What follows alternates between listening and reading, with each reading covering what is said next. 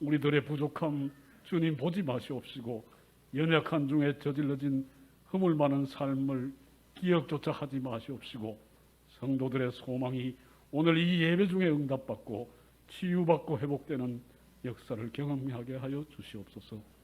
오늘도 강단에서 선포하시는 우리 목사님 설교 말씀을 통해서 모든 성도들의 마음 문이 활짝 열려지게 하시며 듣는 우리 모두의 심령이 변화되어서 아멘으로 화답하게 하여 주시옵소서. 하나님 나라와 교회를 섬기며 수고하는 손길들 일일이 기억하시고 축복하여 주시옵소서. 날마다 강건한 복으로 채워 주시옵소서.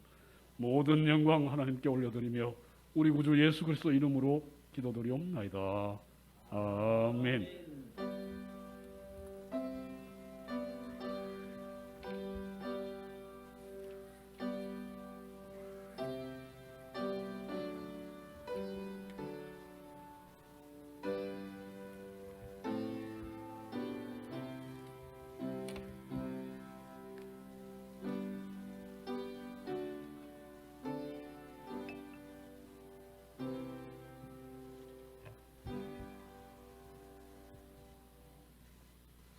하나님 말씀 신약성경 고린도후서 4장 7절에서 15절까지 신약성경 288쪽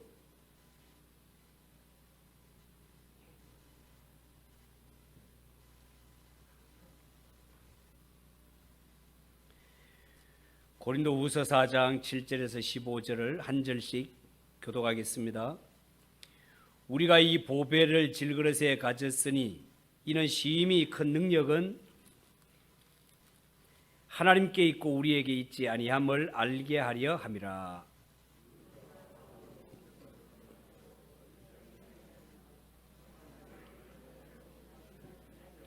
박해를 받아도 버림받지 아니하며 거꾸로 뜨림을 당하여도 망하지 아니하고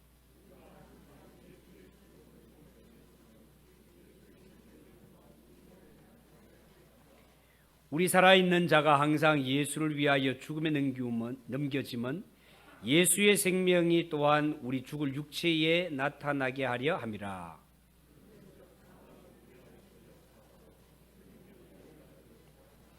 기록된 바 내가 믿었으므로 말하였다 한 것 같이 우리가 같은 믿음의 마음을 가졌으니 우리도 믿었으므로 또한 말하노라.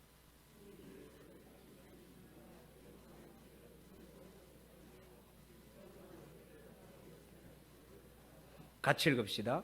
이는 모든 것이 너희를 위함이니 많은 사람의 감사로 말미암아 은혜가 더하여 넘쳐서 하나님께 영광을 돌리게 하려 함이라. 아멘. 이 시간 하나님 앞에 봉헌하겠습니다.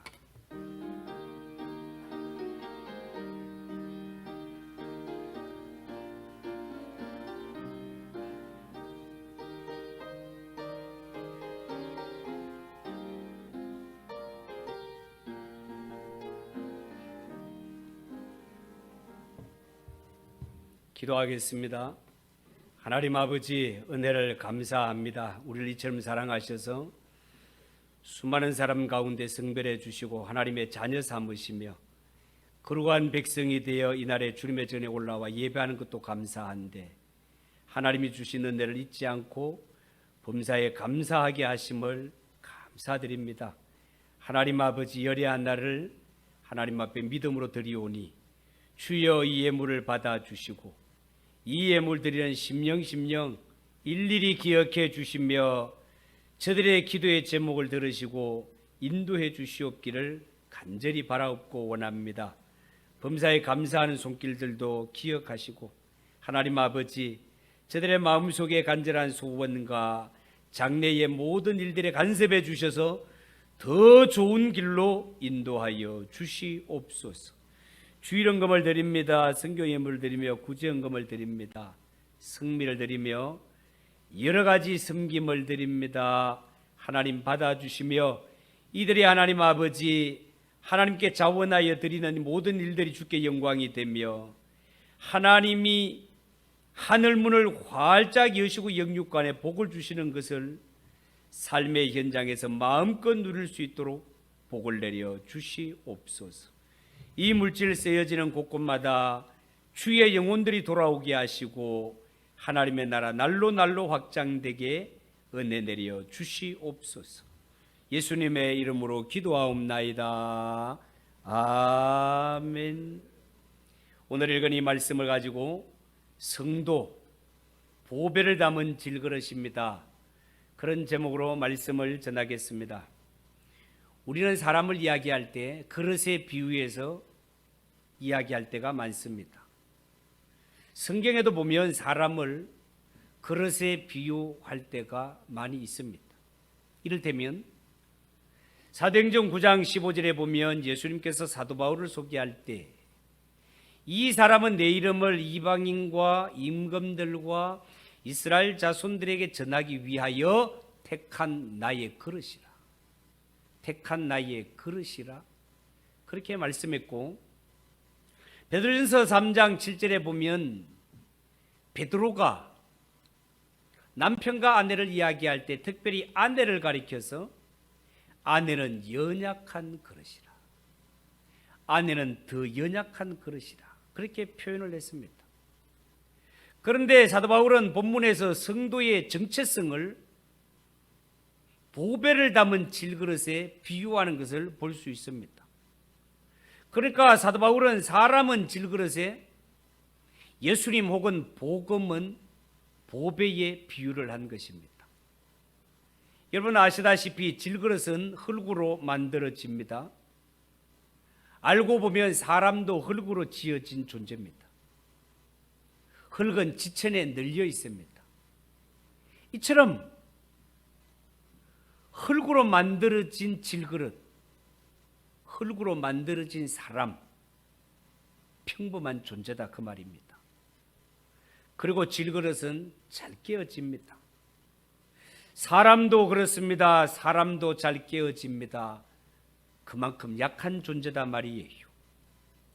여러분 사람의 육신이 대단한 것 같지만 한 끼만 먹지 않아도 배가 고픕니다. 체온이 적정 수준을 넘었으면 정신을 차리지 못합니다. 하룻밤만 자지 못해도 정신이 몽롱합니다. 기운이 없습니다. 젊은 사람이라고 자신할 수가 없습니다. 사람의 마음도 마찬가지입니다.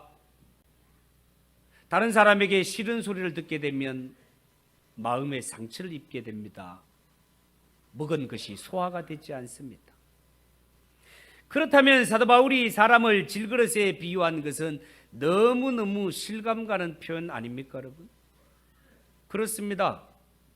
사람은 분명히 깨지기 쉽고 누군가 보살핌을 받아야 할 연약한 존재 틀림없습니다.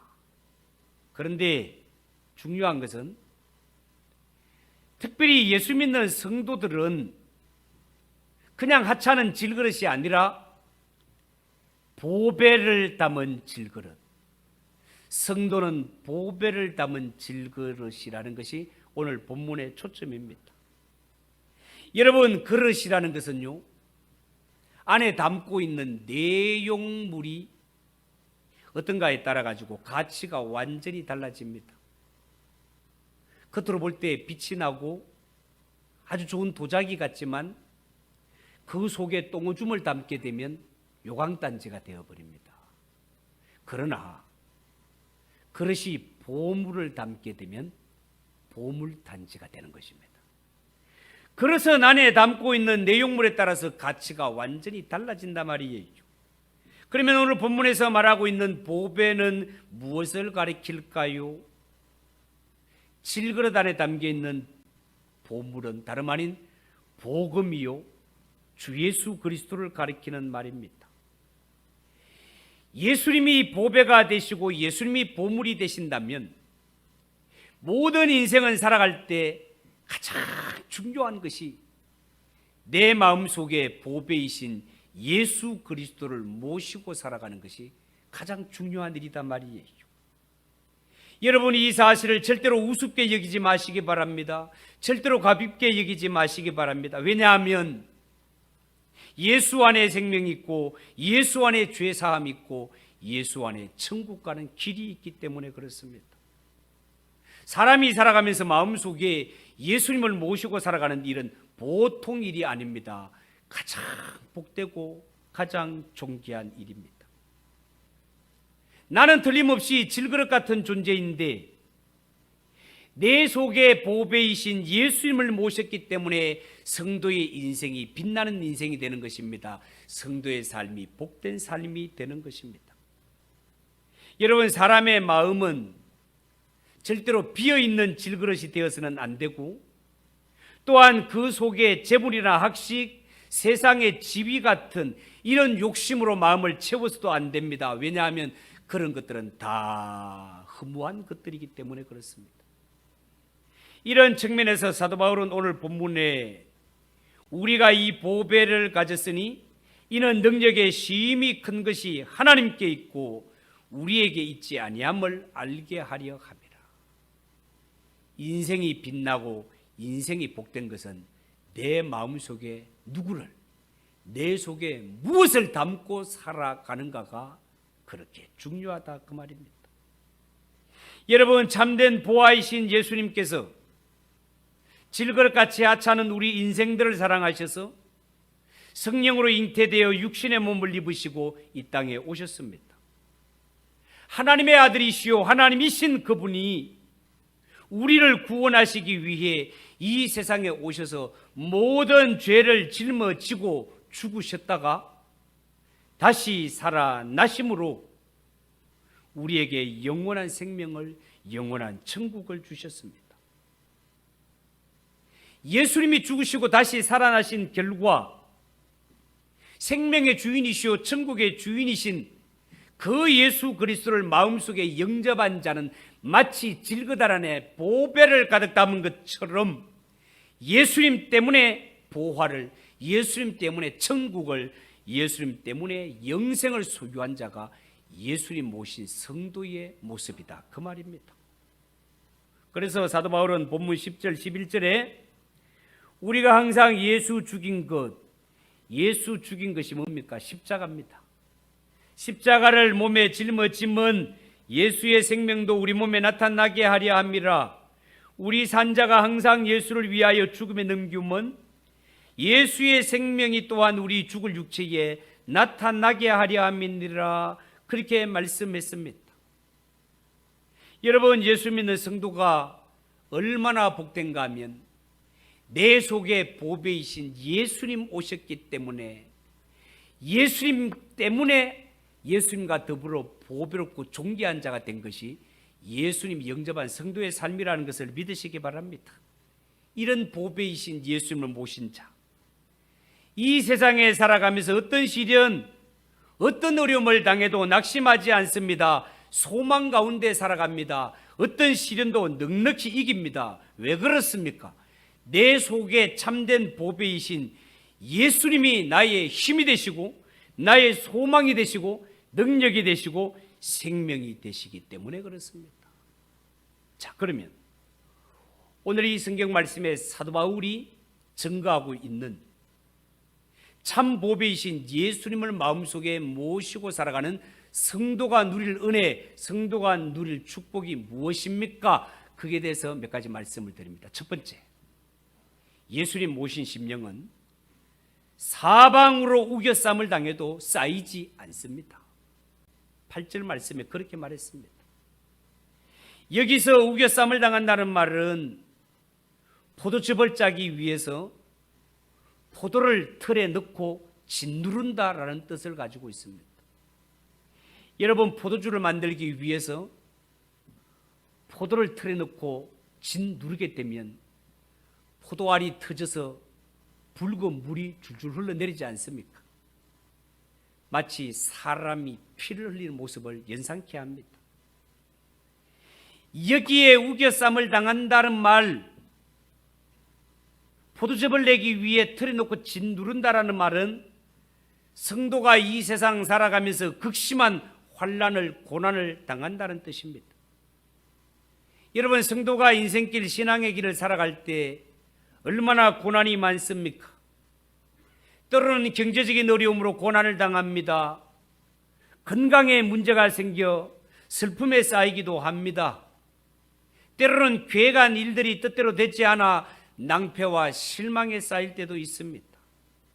특히 최근에는 장기화되는 이 코로나로 인해서 전 세계가 전 국민이 고통을 당하고 있지 않습니까? 그런데 예수님을 보배로 모신 성도는 사방으로 우겨쌈을 당해도 쌓이지 않는다고 말씀하고 있습니다. 정말 그렇습니다. 예수 믿는 성도는 어떤 시련, 어떤 어려움, 어떤 장애물을 만난다 하더라도 빠져나갈 길이 있습니다. 고린도전서 10장 13절 사람이 감당할 시험 밖에는 너희에게 당한 것이 없나니 오직 하나님은 미쁘사 너희가 감당치 못할 시험을 허락지 않으시고 시험 당할 즈음에 또한 피할 길을 내사 너희로 능히 감당케 하시느니라 라고 말씀하셨습니다. 여러분 성경에 보면 모세의 뒤를 이어서 요수아가 후계자가 되었을 때 이 사명을 앞두고 요수아는 두려워합니다. 잠을 이룰 수 없습니다. 왜냐하면 모세의 뒤를 이어 이스라엘의 지도자가 된다는 일이 보통 일이 아니기 때문에 그렇습니다. 여러분 역사상 이스라엘의 모세만큼 뛰어난 지도자가 또 누가 있겠습니까? 모세의 지도력은 어느 정도인가 하면 바다가 앞을 막을 때는 바다를 가릅니다. 배가 고플 때는 하늘에서 만나와 메추라기를 내리고 목이 마를 때는 반석에서 샘물을 내는 자입니다. 이렇게 광야 40년을 인도한 모세가 자기의 사명을 마치고 모세는 가나안 땅에 들어갈 수 없어서 그 지도력을 요수아에게 넘겨주게 되는데 이 일을 두고 요수아는 너무 두렵습니다. 망설입니다. 왜요? 나는 죽었다 깨도 모세의 흉내도 낼 수 없습니다. 이렇게 훌륭한 지도자를 주셨고 훌륭한 지도력을 발휘했지만 모세를 대하는 이스라엘 백성들의 태도는 어땠습니까? 언제나 원망하고 불평하고 툭하면 돌을 들어 쳐 죽이려고 했던 것이 이스라엘 백성들입니다. 저들을 어떻게 내가 인도할 수 있으랴 생각하니 두려워서 부담이 되어서 잠이 오지 않습니다. 이런 지경에 있는 여호수아에게 하나님 찾아오셔서 여호수아 1장 9절에 이렇게 말씀하십니다. 내가 너에게 명한 것이 아니냐 마음을 강하게 하고 담대히 하라. 두려워하지 말며 놀라지 말라. 네가 어디로 가든지 네 하나님 여호와가 너와 함께 하시느니라. 그렇게 말씀하셨습니다. 여러분, 하나님은 하나님의 백성들이 물 가운데 지날 때 물이 음몰하지 않도록 막아주시고 지켜주시고 함께 하시는 하나님이십니다. 하나님의 백성들이 불 가운데 지날 때는 불꽃이 사르지 못하도록 불 속에서도 함께 하시는 하나님이십니다. 이것을 믿는 것이 하나님의 자녀요 또한 하나님의 자녀가 누릴 축복이고 특권이다 그 말입니다. 우리가 하나님의 자녀라면 내 살아가면서 어떤 상황에 놓일지라도 하나님 나와 함께 하시고 물 속에서도 불 속에서도 어떤 어려움 가운데서도 함께 하시고 지켜주시는 하나님이심을 믿으시기 바랍니다. 두 번째, 예수님 모시고 살아가는 성도 답답한 일을 당하여도 낙심치 않습니다. 8절입니다.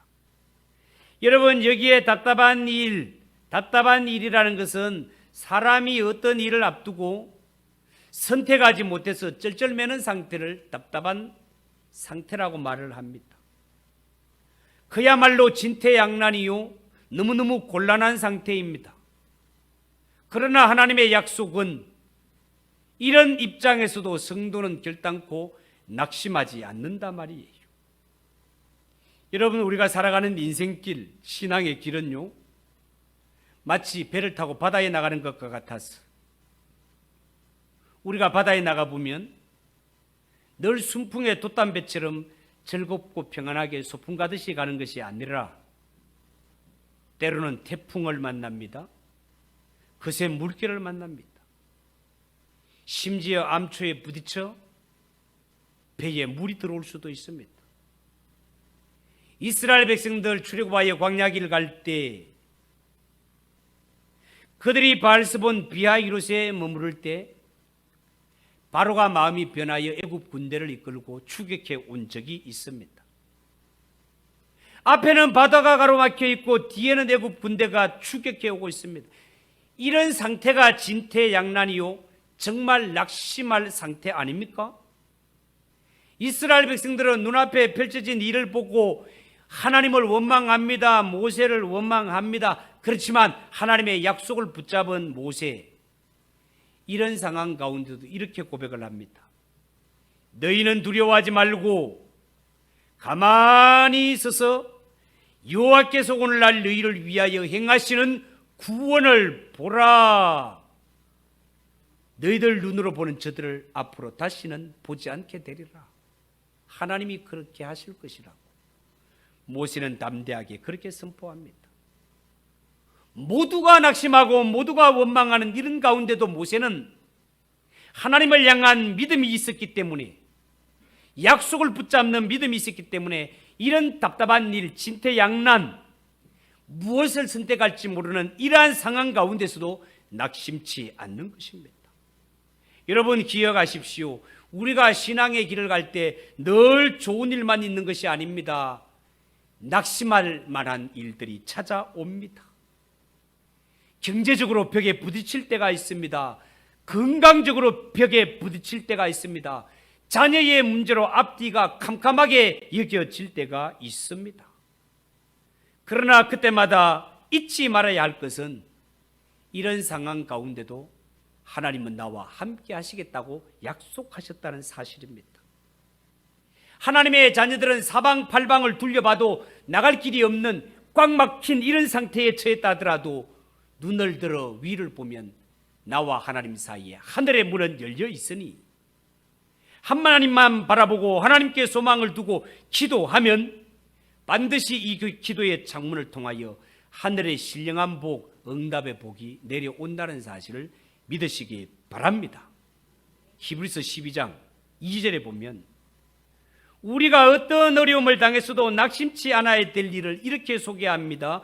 믿음의 주요 온전하게 하시는 예수를 바라보자. 저는 그 앞에 있는 즐거움을 위하여 십자가를 참으사 부끄러움을 개의치 아니하시더니 하나님 보좌 우편에 앉으셨느니라.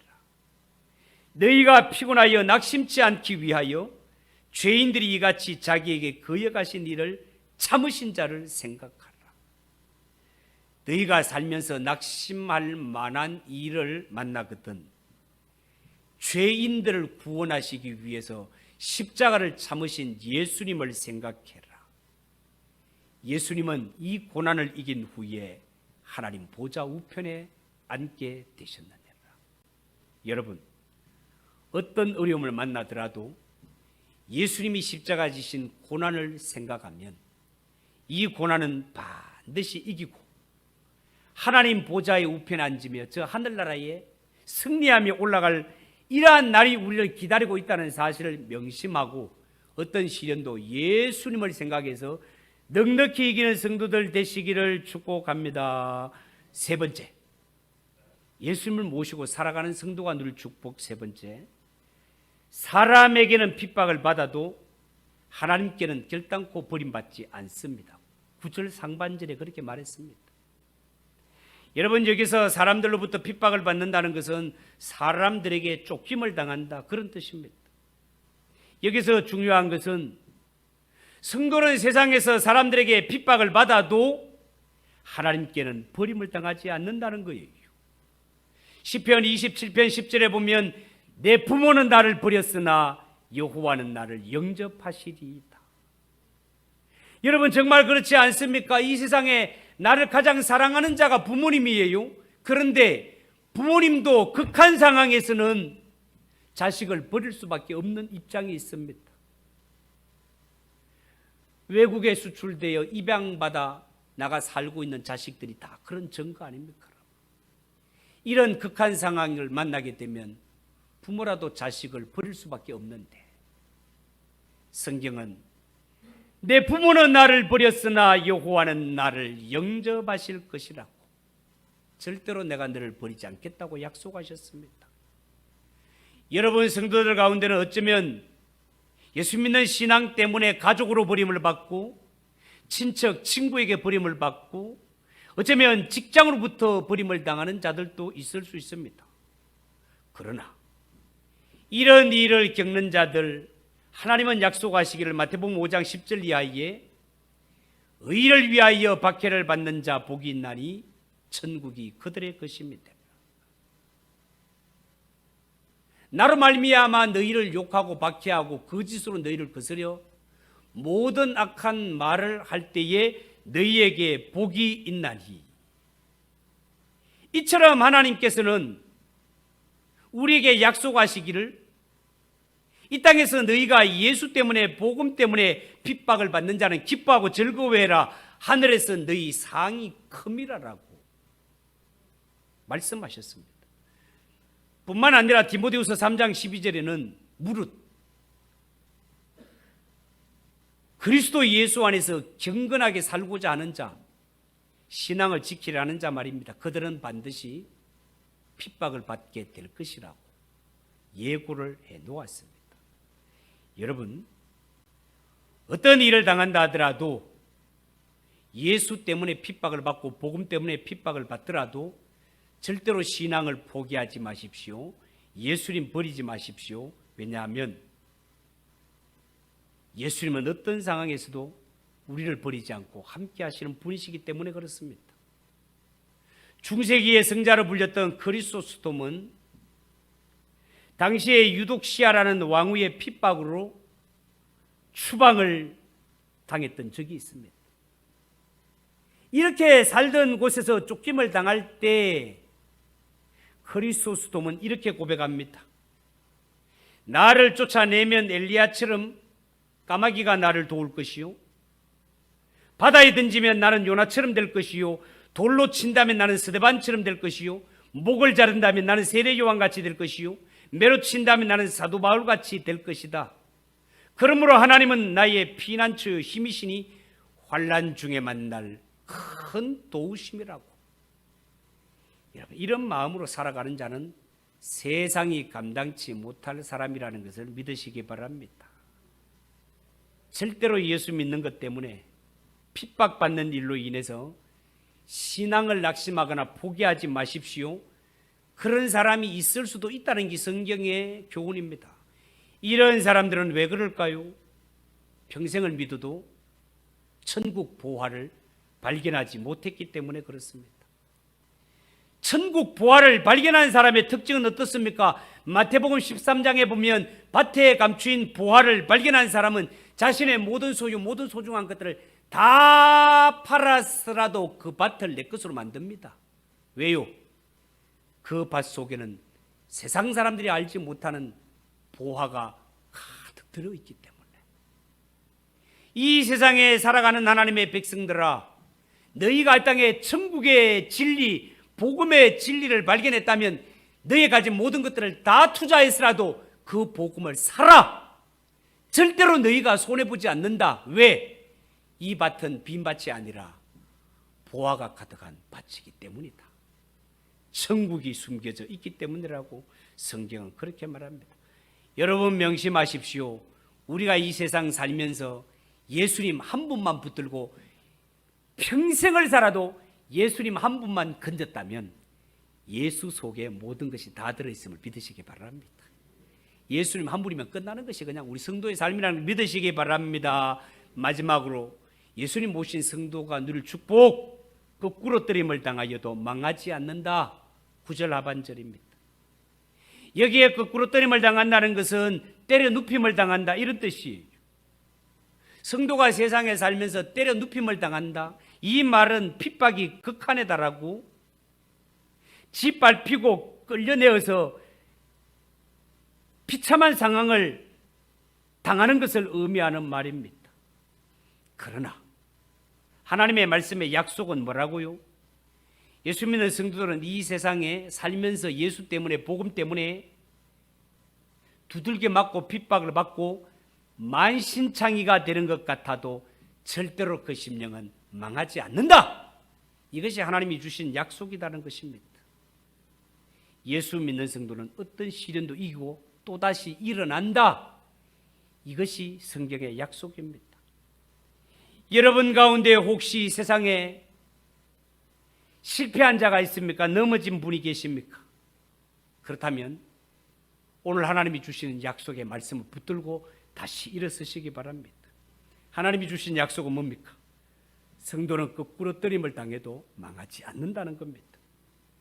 잠언 24장 16절, 대저 의인은 7번 넘어질지라도 다시 일어나려니와 악인은 재앙으로 인하여 엎드러지느니라. 여러분, 의인, 예수 그리스도로 말미암아 제사함 받고 하나님의 자녀가 된 자는 7번 넘어져도 8번 일어나는 것을 믿으시기 바랍니다. 넘어뜨릴 수가 없습니다, 여러분. 하나님이 나를 붙들고 계시기 때문에 그렇습니다. 아무리 연약한 이 볼펜 한 자루 같은 이것이 우리의 성도의 모습, 성도가 세상에 살아가는 모습은 마치 볼펜이 홀로 쓰는 것 같이 그냥 내비두면 넘어지고 내비두면 넘어질 수밖에 없지만 이 연약한 걸 누가 붙들고 계시는가 하면 전능하신 하나님이 붙들고 계시니, 하나님이 붙들고 계시면 넘어뜨릴 자가 없고, 여기에 세울 수 없지만 하나님 붙으시면 이외에도 설 수 있다. 하나님이 능력의 장중에 붙으시면 누구도 해할 수 없는 것이 하나님의 손에 붙들린 의인의 삶이라는 사실을 믿으시고 하나님의 약속을 꼭 붙드는 성도가 되시기를 주님의 이름으로 축복합니다. 여러분, 사도 바울은요 고백하기를, 만일 땅에 있는 우리의 장막집이 무너지면 하나님께서 지으신 집, 사람이 손으로 지은 것이 아니라 하나님이 지으신 영원한 집이 성도를 위해 저 하늘에 준비되었다라고 사도 바울은 믿었습니다. 그러니까 사도 바울은 어떤 핍박도 두려워하지 않고 복음을 들고 갈 수 있는 거예요. 내 죽으면 저 하늘에 나를 위해 천국이 되어 있는데 무슨 걱정이고, 이게 보배이신 예수님을 모신 성도의 느긋한 마음이다, 그 말입니다. 이것은 사도 바울만의 고백이 아니라 예수 믿는 성도라면 모두가 이 땅에 살아갈 때 만일 땅에 있는 육신의 장막이 무너지면, 육신의 장막은 육체입니다. 육체. 우리의 육체가 늙어 병들어 쓰러지게 되면 그걸로 끝나는 것이 아니라 저 하늘에 이 약하게 쓰러지는 육체가 아니라 하나님이 예비하신 천국이 우리에게 기다리고 있다는 사실, 이것이 성도에 가는 길이라는 사실을 여러분 꼭 기억하시고, 이야, 예수 모시고 살아가는 거, 예수 믿고 하나님의 자녀가 되어 살아가는 것이 얼마나 큰 은혜고 복이라는 사실을 꼭 믿으시고 꼭 붙들고 살아가는 성도들 되시기를 예수님의 이름으로 축복합니다. 기도하겠습니다. 하나님 아버지, 너무너무 감사합니다. 우리가 무엇이 간데 이처럼 장중에 붙들어 주시고 예수님 보내주시면서까지 우리를 구원해 주시는지 너무너무 감사합니다. 내 평생 살면서 예수님 한 분만 우리에게 남아있어도 그 인생은 완전히 성공한 인생입니다. 예수님 한 분만으로 만족하며 예수님 한 분만으로 기뻐하며 살아가는 우리 성도들이 되게 하옵소서. 예수님의 이름으로 기도하옵나이다. 아멘. 283장 찬송하겠습니다.